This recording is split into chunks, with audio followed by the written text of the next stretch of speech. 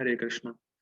तो पहले हम लोग आज 15वें श्लोक का पहले 15 श्लोक गा लेंगे हम लोग, पहले गा के फिर परपोट देखेंगे और फिर वहीं रुकेंगे हम लोग, परपोट देख के रुक जाएंगे हम लोग। ठीक है। यम ही न व्यथयन्ते ते पुरुषं पुरुषर्षभा सम दुःख सुखम धीरम सोमृतत्वाय कल्पते। यम हि न व्यथयन्ते ते पुरुषं पुरुषर्षभा सम दुःख सुखम धीरम सोम अमृतत्वाय कल्पते। ट्रांसलेशन देखते हैं। हे पुरुष श्रेष्ठ अर्जुन, जो पुरुष सुख तथा दुख में विचलित नहीं होता और इन दोनों में संभाव रहता है, वह निश्चित रूप से मुक्ति का योग है। तो भैया अर्जुन, आप तो पुरुषों में श्रेष्ठ हैं, तो आपको तो संभाव रखना ही चाहिए। एक ये भी मतलब है, शायद पता नहीं मैंने कल बताया था नहीं बताया था, कि आप तो भगवान कह रहे हैं अर्जुन तुम तो पुरुष में श्रेष्ठ हो, तुम्हें तो कम से कम सुख और दुख से विचलित नहीं होना चाहिए, तुम्हें तो सहन कर ही लेना चाहिए, क्योंकि तुम एक महान परंपरा से भी आ रहे हो और पुरुषों में श्रेष्ठ भी हो और एक महान योद्धा भी हो। तुम्हारे ऊपर तो काफी चीजें लागू होती है, तो तुम्हें तो सुख और दुख में विचलित नहीं होना चाहिए। और सुख दुख कैसा, जो कि टेम्परेरी है, जो कि इंद्रिय बोध से उत्पन्न होता है। ठीक है, हम लोग परपोट देखते हैं। बताया था, ठीक है। फिर सुन लीजिए प्रभु जी और क्या हुआ।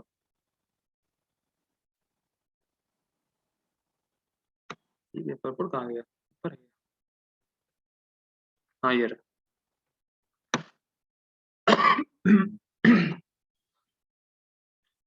जो व्यक्ति आत्म साक्षात्कार की उच्च अवस्था प्राप्त करने के लिए दृढ़ प्रतिज्ञ है और सुख तथा दुख के प्रहारों को संभाव से सह सकता है, वह निश्चित ही मुक्ति के योग्य है। ठीक, इसको समझते हैं। जो व्यक्ति आत्म साक्षात्कार की उच्च अवस्था प्राप्त करने के लिए दृढ़ प्रतिज्ञ है, तो वो दृढ़ प्रतिज्ञ है, इसको समझना पड़ेगा। ये नहीं कि आत्म साक्षात्कार नहीं करना चाहता है, वो फर्मली फिक्स्ड है कि मैं आत्मा हूं और मुझे आत्मा की अनुभूति करनी है। तो जो भी आत्मा की अनुभूति में आने वाले कष्ट हैं, या जो धर्म आत्मा की अनुभूति के लिए सहयोग हैं, सहयोग देने वाले हैं या हेल्प करने वाले हैं, उसको वो कभी करने से चूकता नहीं। मैं फिर रिपीट कर रहा हूं, जो धर्म आत्मा की अनुभूति कराने में सहयोग दें, उस कर्तव्य को करने से वो नहीं चूकता है, क्योंकि वो जानता है मैं आत्मा हूं और मुझे आत्मा की अनुभूति करनी है।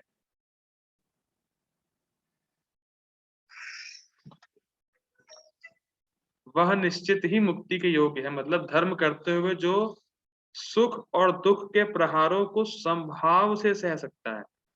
मतलब जब सुख आएगा तो बहुत हर्षित भी नहीं होगा और जब दुख आएगा तो घृणा भी नहीं करेगा, उन दोनों को ही सह सकता है या सह लेगा, वह निश्चित ही मुक्ति के योग्य है। और हम लोगों ने कल देखा था कि ये बात जो है, जो आत्म साक्षात्कार है, जो आत्म शास्त्र पे पहुंच गया है, उस लेवल पे बात हो रही है।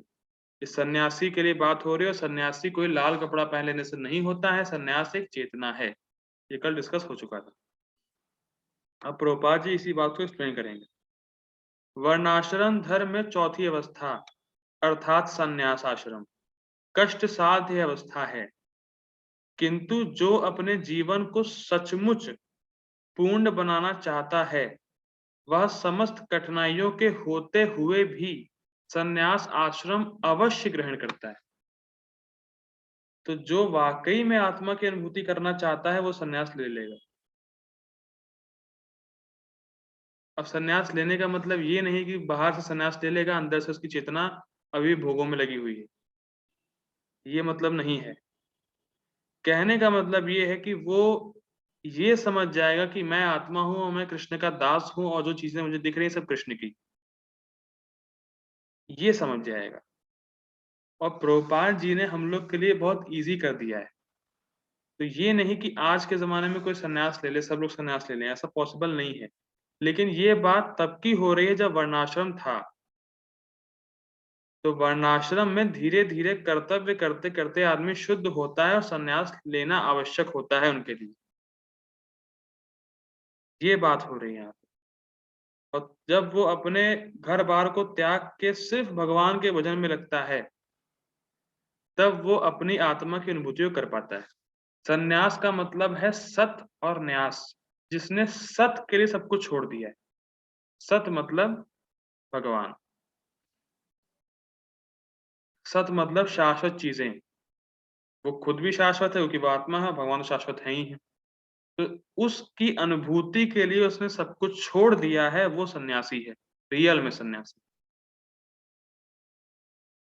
ये मतलब और यहाँ पे वर्णाश्रम क्योंकि अर्जुन क्षत्रिय है तो उसके परिप्रेक्ष्य में उसके रिलेटेड बात हो रही है यहाँ पे। इसको याद रखना, ये नहीं कि कोई भी इसको सुना कहा कि इसलिए कि हम भी सन्यास लेने जा रहे हैं और भले ही हृदय शुद्ध हुआ नहीं है उसका नहीं, ऐसा कुछ नहीं है।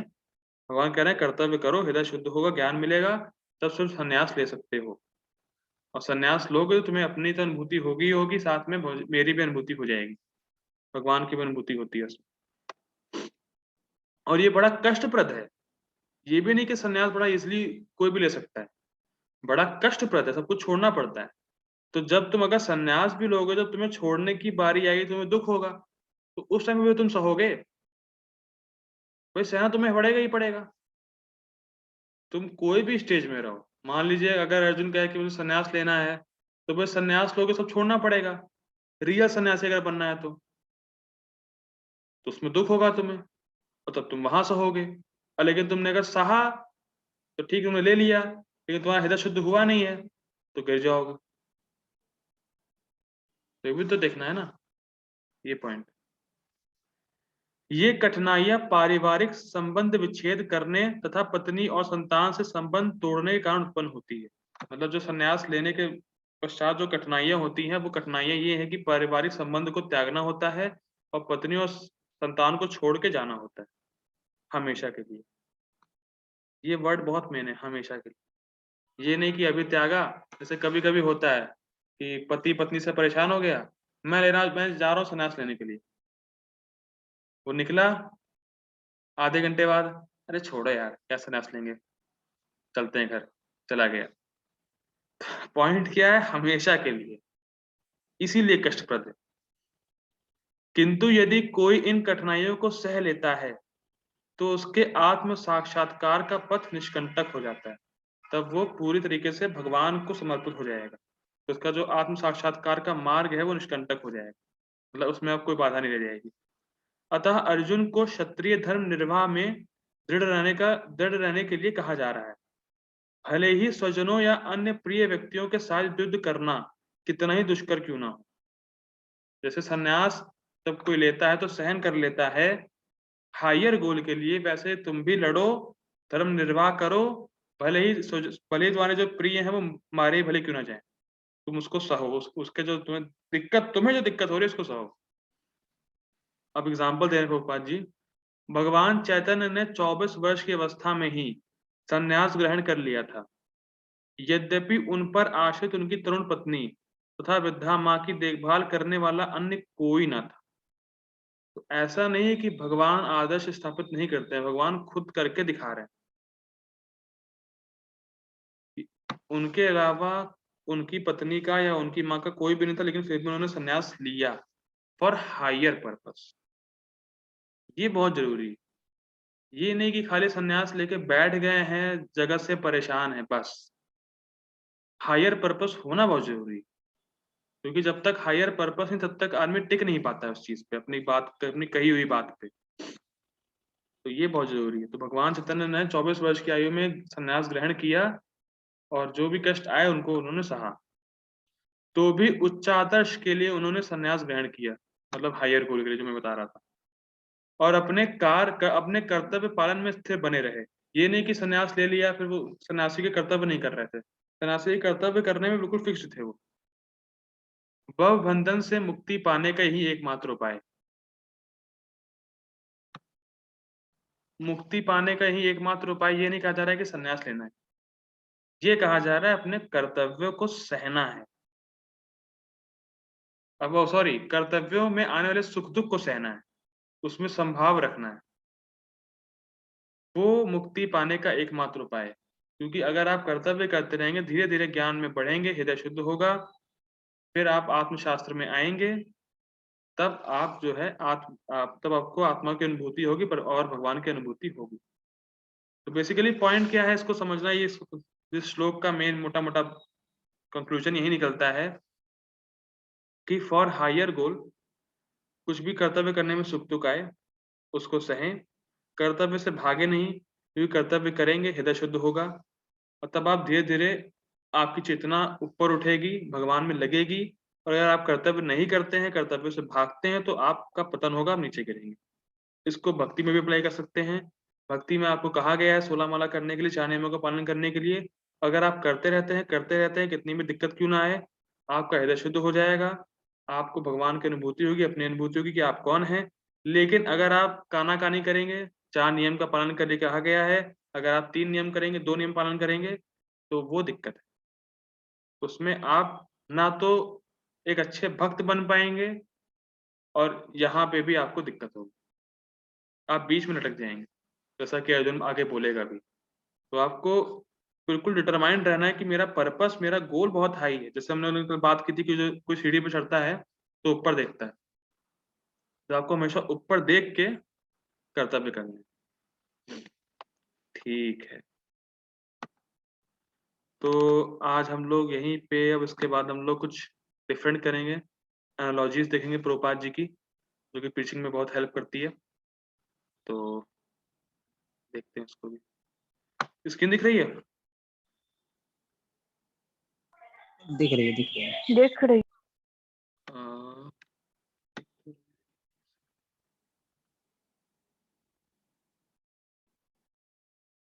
हाँ, ओके।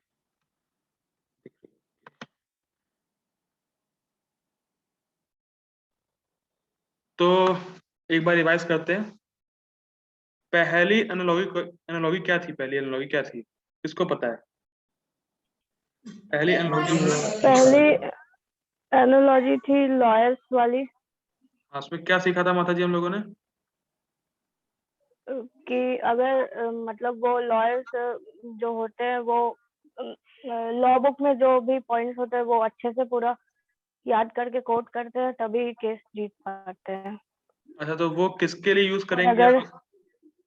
वो किस रेफरेंस में थी, मतलब क्या से वो प्रूफ होता है? परंपरा मतलब में। कि हाँ माता जी, हाँ, परंपरा। डिसाइप्लिक सक्सेशन। यस माता जी, ये भी याद रखना है कि किस लिए हम बोलेंगे इसको, किस लिए यूज करेंगे, ये भी याद रखना पड़ेगा। ठीक है। जी प्रभु जी। अब दूसरी एनालॉजी कौन पढ़ेगा? पढ़ देंगे प्रभु जी हम। आप पढ़ेंगे, चलिए पढ़िए प्रभु जी। Activity is material and spiritual and milk preparations. Material activities for sense gratification are the cause of material bondage. The very same activities for the satisfaction of Krishna are the cause of liberation. How the same activity can be cause of bondage and liberation can be explained as follows. One may get indigestion due to eating too many milk preparation, condensed milk, sweet rice, and so on. But even though there is indigestion or diarrhea, another milk preparation, yogurt mixed with black pepper and salt, will immediately cure these maladies. In other words, one milk preparation can cause indigestion and diarrhea, and other milk preparation can cure them. मतलब लोहे को लोहे काटता है, वही वाला। हरी बोल, हरी बोल, हरी बोल। ये आप लोहा बहुत काटने लग रहा है, आप लोहार हैं। हरी बोल। ठीक है, कोई दिक्कत नहीं, लोहार ही बनना है। लोहार मतलब क्या क्या काटना है? जो भौतिक जगत की जंजीर है उसको काटना है। Bondage, bondage, yes. हरी बोल। इसको कौन एक्सप्लेन करेगा? कौन अपने विचार विमर्श रखेगा इस चीज कर को? कर दे वो जी हम ही। हाँ तो आप भी बताइए। इसमें वो जी ये देखें, जैसे कुछ मटेरियल एक्टिविटीज हैं वो हम लोग करते हैं, लेकिन अगर हम लोग अपने ग्रेटिफिकेशन के लिए करते हैं तो उससे बॉन्डेज हो जाता है। मतलब चाहे कोई भी काम करे उससे पाप पुण्य दोनों आएगा, दोनों ही बॉन्डेज। लेकिन अगर वही सेम एक्टिविटी अगर हम कृष्ण के लिए करेंगे तो वो लिबरेशन का कारण बनेगा। जैसे एग्जांपल के तौर पर बोले, जैसे कोई सिंगर है, वो अगर मटेरियल गाने गा रहा है तो वो बॉन्डेज का कारण है। लेकिन अगर वही अपनी स्किल वो कृष्णा के लिए इस्तेमाल करे, जैसे जॉर्ज हैरिसन ने किया, तो वो लिबरेशन का कारण बनेगा। आगे बताओ मुझे। नहीं, आपको जो मैंने बताइए वो। हाँ, जैसे अब इसमें एग्जांपल दिया गया है कि कैसे सेम एक्टिविटी कॉज होता है बॉन्डेज का और कैसे उससे लिबरेशन भी मिल जाता है। तो इसमें ये कहा गया है कि अगर हम बहुत सारा मतलब ऐसा खा लेंगे कि जो मिल्क से बना हुआ है, जैसे कंडेंस मिल्क, स्वीट राइस या खीर बहुत ज़्यादा खा लें तो हमें इंडाइजेशन हो सकता है। अब वही खीर खाए हैं, वही सेम मिल्क का है, लेकिन अगर उससे छुटकारा पाना है तो क्या किया जाए? तो वही मिल्क अगर योगर्ट मिक्स्ड मतलब दही के साथ मिक्स करें, ब्लैक पेपर को, सॉल्ट को, अगर उससे खाएं तो सही हो जाएगा। मिल्क ही का ही दोनों चीज़ बना हुआ है। वही खीर था, ज़्यादा खाने पे नुकसान कर गया, लेकिन वही जो योगर्ट था उसको ब्लैक पेपर और सॉल्ट के साथ मिक्स करके किए तो क्योर हो गया। तो सेम चीज़ थी लेकिन अलग अलग इस्तेमाल किए तो सही फिट हो गया। तो वही चीज़ यहाँ कही जा रही है, अगर वैसे ही सेम एक्टिविटी है, अगर हम कृष्ण के लिए करेंगे तो लिबरेशन होगा, सेम कृष्ण के लिए करेंगे तो मटेरियल बॉन्डेज। हरी बोल। हरे धन्यवाद प्रभु जी। Thank you. इसमें बहुत एक गुह्य बात छुपी है, गुह्य बात। देखिए, ज्यादा खीर खा लिया, दिक्कत हो गई, और फिर उसी को दही में ब्लैक पेपर मिलाया, सॉल्ट मिलाया, ठीक हो गई। तो देखिए, समझिए बात को, जितना हम लोग अपने भोग के लिए कार्य करेंगे उतना ही हम अपने आप को शरीर मानेंगे। जितना ही हम कृष्ण के लिए काम करेंगे उतना ही हमें महसूस होगा कि हम शरीर नहीं।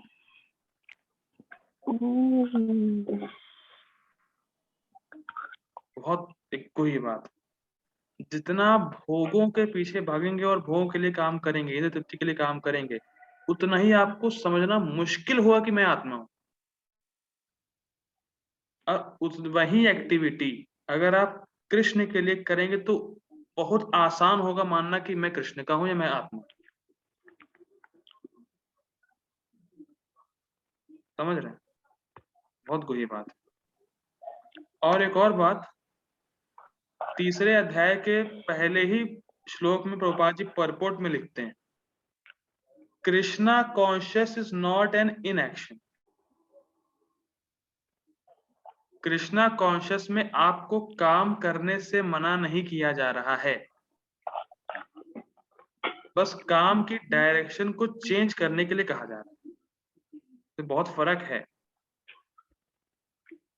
ये नहीं कहा जा रहा है कि आप घर बार छोड़ो, सब कुछ मत करो, ये नहीं कहा जा रहा है। कहा ये जा रहा है कि जो भी आप एक्टिविटी करते हैं, जैसे अगर आप पैसा कमाते हैं चाहे कुछ करते हैं, तो वो कृष्ण की सेवा में लगाएं, अपने भोग को कम करें, क्योंकि जितना ही आप भोग करेंगे उतना ही आप अविद्या में जा रहे हैं और उतना ही आप बंध रहे हैं, उतना ही आप नए शरीर की तैयारी कर रहे हैं। और जितना ही आप कृष्ण के लिए कर्म कर रहे हैं उतना ही आप शाश्वतता की तरफ बढ़ रहे हैं। समझ में आ रहा है पॉइंट? मतलब अगर आप कृष्ण के लिए काम कर रहे हैं तो आप कभी मरेंगे ही नहीं। कैसा लगा पॉइंट? ये नहीं कहा जा रहा है मरेंगे नहीं, लेकिन मरे फिर नहीं मरेंगे। समझे? बड़ा इंटरेस्टिंग पॉइंट है। जैसे मैं कमरे में हूं यहाँ पे और गेट खोला और मैं बाहर गया, तो आप धीरे धीरे जब कृष्ण के लिए काम कर रहे हैं तो धीरे धीरे आप उस गेट की तरफ बढ़ रहे हैं जहां एक बार गए वापस नहीं आना। और जितना भौतिक काम करेंगे उतना ही आप पीछे जा रहे हैं उस गेट से जहां से वापस नहीं आना।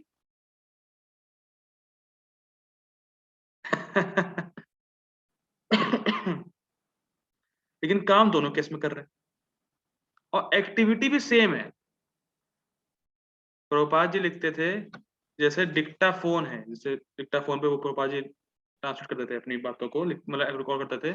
तो वो कहते थे कि जिसने डिक्टाफोन बनाया है उसको बुद्धि कृष्ण के द्वारा दी गई डिक्टाफोन बनाने की, और मैं उसके ही जिसने डिक्टाफोन बनाया है मैं उसके डिक्टाफोन से कृष्ण के लिए काम कर रहा हूं, तो उसको भी जाएगा पुण्य, उसको भी लाभ मिलेगा। समझ रहे हैं? बड़ी अमेजिंग पॉइंट है। और डिक्टाफोन को मैं टेक्नोलॉजी को ही कृष्ण के लिए यूज कर रहा हूँ, तो इसमें मुझे कोई कर्म बंधन नहीं रहेगा।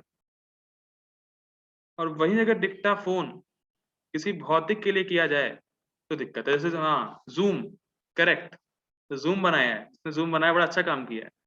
बस एक ही उसका पुनः काम हो रहा है, मेरी क्लास हो रही है। हरी बोल, उसका बस पुण्य वहीं जाएगा, मेरी क्लास हो रही है, इसको फायदा मिल रहा होगा उसको। हाँ, तो जितने भी चीजें टेक्नोलॉजी मतलब कुल के बात ये कि आप वही एक्टिविटी को अगर कृष्ण के लिए करेंगे तो आपकी ऐसी प्रगति हो रही है, और वो परमानेंट प्रगति हो रही है। भी इंटरेस्टिंग पॉइंट है ये, नहीं कि जैसे आपने जो लेक्चर सुना है, जो रियलाइजेशन आपको हुआ है वो अगले जन्म में चली जाएगी, अगले जन्म में स्टार्टिंग भी वहीं से होगी।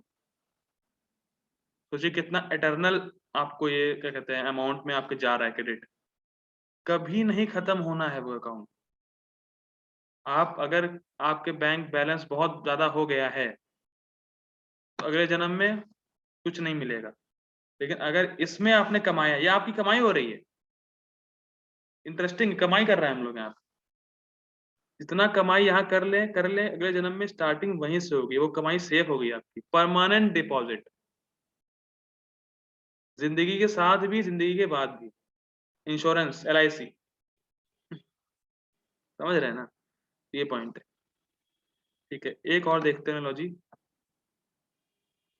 हाँ, तो इसमें देखिए जैसे ये यूज कहाँ करना है, इसको मैंने भूल गया बताना। इसका यूज ये करना है कि आपको कभी भी आप प्रीचिंग करें तो किसी से ये नहीं कहना है कि आप कृष्ण कॉन्शियस, मतलब ये नहीं कृष्ण कॉन्शियस को लगे कि कृष्ण कॉन्शियस कुछ अलग वस्तु है, हमें कुछ छोड़ना पड़ेगा या कुछ अलग करना पड़ेगा, कुछ मेरी क्वालिफिकेशन होनी चाहिए तभी मैं इसको ले पाऊंगा, ऐसा नहीं है। आप जो करते हैं उसमें कृष्ण को सेंटर रखें, बस सिंपल है। आप खाना खाते हैं, खाना तो सब लोग खाते हैं, पर उसको खाना बनाया, भोग लगाया, फिर खाया, खत्म। इतने इतना करने से ही, एक जगह वहां पे लिखा है शास्त्रों में कि जो प्रसाद का एक गस्सा भी खा लेता है उसको करोड़ों करोड़ों अश्वमेध यज्ञ करने का फल मिलता है। एक एक गस्से में, बताइए। तो जो जिंदगी भर खाएगा तो उसका तो फिर कहना ही क्या। कितना सिंपल है। खाते सभी लोग हैं, खाना सबको ही खाना है, बिना खाने के तो कोई रहेगा नहीं। बस उसको भगवान को भोग लगाएंगे, खाएंगे, सिंपल। कितना लाभ मिल रहा है। तो कुछ भी नहीं करना है, कितना सिंपल है। सब सारी एक्टिविटीज भगवान के लिए करनी है, बस सिंपल। और बाकी जितना जरूरी है शरीर के लिए उतना तो करना ही पड़ेगा सबको, वो तो जरूरी है। ठीक है, आगे पढ़ते हैं। इसको कौन पढ़ेगा? Atheist and criminals. प्रभु जी हम पढ़े। हाँ माता जी पढ़िए। Atheists and criminals. When there is too much lawlessness and there are too many criminals, the state becomes overburdened and disturbed, and the state administrators are puzzled about what to do. Similarly, when the world is overrun by demons and atheists, they they create a burden, and the demigods and pious administrators of the universe become perplexed. When the people of a state abide by the laws, administration is easy. But if people are criminals, they overburden the state administrators. A similar situation sometimes upsets the balance of the cosmic affairs of this material world. Both he demons and both the demons and the demigods always exist. But when the demoniac power increases, the world is overburdened. It is the system that the demigods approach Lord Brahma for assistance. इसमें क्या समझ में आया? कौन बताएगा? प्रभु जी, जिस तरह से हम लोग देखते हैं जो सरकार के रूल्स और रेगुलेशंस के हिसाब से चलते हैं, उन्हें जेल मतलब वो अच्छे सिटीजन कहलाते हैं, लेकिन जब जो रूल ब्रेक करते हैं उनको लॉ के हिसाब से पनिशमेंट मिलता है। तो वैसे ही जो कॉस्मिक अफेयर्स है उसमें जो एडमिनिस्ट्रेटर है वो जो डीमंस जो है वो अगर कभी कुछ सिचुएशन क्रिएट करते हैं तो सारे डेमिगॉड ब्रह्मा जी के पास जाते हैं। अच्छा, इसमें बड़ा इंटरेस्टिंग है कि रावण के 10 सिर थे कि नहीं थे अबू प्रभु जी? 10 थे कि 12 थे? नहीं भाई 10 दे 10। 10। सोता कैसे होगा वो? करवट कैसे लेता होगा? वो मामला कुछ और था। शायद कर ले। हरी बोल मजाक। तो हाँ, तो मैं क्या कह रहा था? हाँ, रावण के 10 सिर थे, तो उसने शिव जी से वरदान मांगने के लिए अपने सिर को मतलब तबाह करना चाहा, मतलब उसको हटाना चाहा, मतलब उसने कुछ ऐसा किया, घोर तपस्या करी उसने। तो शिव जी ने आके उसको जो भी वरदान वो चाहता था उसको दिया, और फिर उसको लंका दी। शायद शिव जी ने शायद उसको लंका दी थी। उसने लंका पे राज वगैरह किया, सब कुछ सही चला। लेकिन जब रावण बहुत ज्यादा क्या कहते हैं परेशान करने लगा, मतलब बहुत मतलब डिमोनिक टेंडेंसी उसकी बढ़ गई और उसने बहुत लोगों को लूटना शुरू किया, जो ब्राह्मण के यज्ञ थे उसको तबाह करना शुरू किया। तो उसके बाद हुआ क्या कि शिव जी की मीटिंग हुई, सारे डेमिगॉड्स की मीटिंग हुई कि रावण को मारा कैसे जाए। तो शिव जी अपने भक्त को मारने की मीटिंग में गए। समझ में आ रहा है कुछ? शिव जी भी चाह रहे हैं भैया रावण को कोई मारो भाई। तो डेमिगॉड्स के जो वर्शिपर होते हैं उनका यही हाल होता है, वो डेमिगॉड्स उनको दे देते हैं, फिर बाद में वो पछताते हैं कि अरे मैंने क्यों दे दिया। ऐसे ही एक और केस आता है, शिव जी के पास एक असुर आया था। शिव जी के पास असुर कुछ वरदान मांगने आया था, उसका नाम मुझे याद नहीं आ रहा है। तो उसने वरदान ये मांगा कि जिसके सिर पे मैं हाथ रखूं वो तबाह हो जाए या भस्म हो जाए। तो उसने वरदान लिया तो कि जिस पे भी मैं हाथ रखूं। नहीं, भस्मासुर था, इसका नाम कुछ शायद और भी था। चलिए ठीक है, भस्मासुर होगा। हाँ, भस्मासुर। तो फिर हुआ क्या कि शिव जी से वरदान लेके वो शिव जी के पीछे ही भागा। कि मैं शिव जी को तबाह कर दूंगा और दुर्गा जी के साथ संग करूंगा।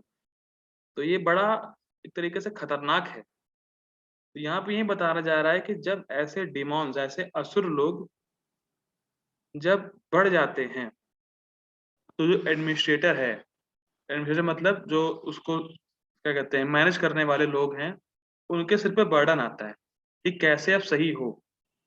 तो यहाँ पे पॉइंट क्या है कि यहाँ पे बताया जा रहा है कि जब इस धरातल पे, इस पृथ्वी पे जब असुर लोगों की प्रवृत्ति बढ़ जाएगी, जब असुर लोग बढ़ जाएंगे, तो जो डेमिगॉड्स होते हैं वो ब्रह्मा जी के पास जाते हैं, और ब्रह्मा जी भी क्षीरोदशा विष्णु के पास जाते हैं। ब्रह्मा जी अकेले भी कुछ नहीं कर सकते हैं, इसको समझना है पॉइंट।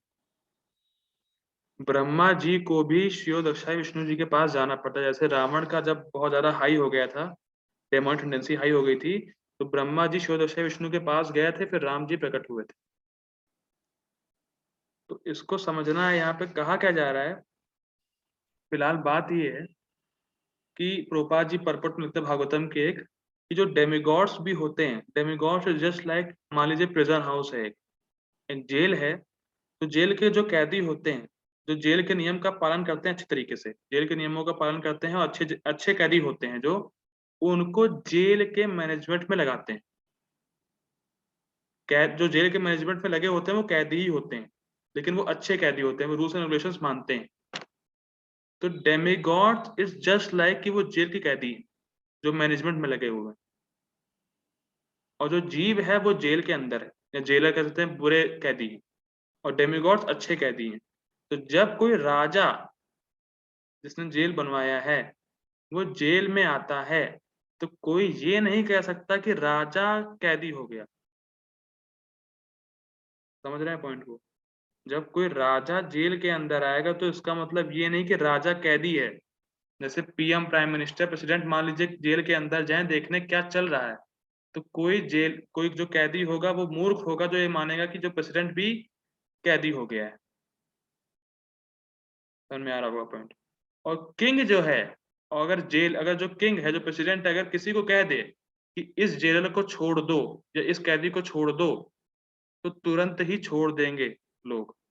तो जेलर होगा तुरंत ही कैदी को छोड़ देगा बिना पूछे, मतलब बिना किसी की आज्ञा लिए फर्दर, अगर प्रेसिडेंट ने कह दिया कि इसको छोड़ दो। तो पॉइंट क्या है, सिंपल पॉइंट क्या है कि जब भगवान इस धरातल पे आते हैं तो वो सारे मटेरियल गुणों से परे होते हैं। जैसे जब किंग आएगा तो वो कैदी नहीं है, जब भगवान आएंगे तो वो हमेशा दिव्य अवस्था में आते हैं। और भगवान अगर चाहे किसी का उद्धार करना तो बिना पूछे किसी का भी उद्धार कर सकते। ये समझने वाला पॉइंट। तो अगर जब भगवान किसी का भी उद्धार कर सकते हैं तो देवताओं के पास जाने की जरूरत क्या है? और अगर देवता लोग किसी का भी उद्धार नहीं कर सकते, मतलब उनको मटेरियल वर्ल्ड में, या कह सकते हैं कि जेल में ही एक अच्छा पोस्ट दिला देगा मैनेजर, लेकिन जेल से बाहर निकाल ही नहीं सकता है कोई देवता। समझ में आ रहा होगा मेरे ख्याल से। तो बस यहाँ सिंपल पॉइंट यही है कि जब जब आसुरी प्रवृत्ति बढ़ती है संसार में तो जो देवता लोग हैं, और देवता और डिमेंस हमेशा रहते हैं, देवता लोग और असुर लोग हमेशा रहते हैं। तो जब भी आप प्रीचिंग करें, सिंपल समझना ये बात है यहाँ पे प्रीचिंग पॉइंट ऑफ व्यू से, जब भी आप प्रीचिंग करें अगर कोई असुर मिल गया है तो कन्विंस नहीं होगा। तो ये निराश नहीं होना है कि मैं इसको प्रीच नहीं कर पाया। वो हो सकता है असुर हो, या हो सकता है भगवान की बात पे मानता ही ना, भगवान से ईर्ष्या करता हो, तो वहां पे समय खराब नहीं करना है। Don't try to create interest, try to catch interest. ये लाइन हमेशा याद रखिए प्रीचिंग के समय। Don't try to create interest, जिसका मन नहीं है बार बार उसको फोर्स मत करिए, लेकिन जिसका मन है उसको छोड़िए भी नहीं। Don't try to create interest but catch interest. ठीक है, हम लोग रुकते हैं यहीं पे। जगत गुरु श्रील प्रभुपाद की जय। निताय गौर प्रेमानंदे, हरि हरि बोल। हरि बोल।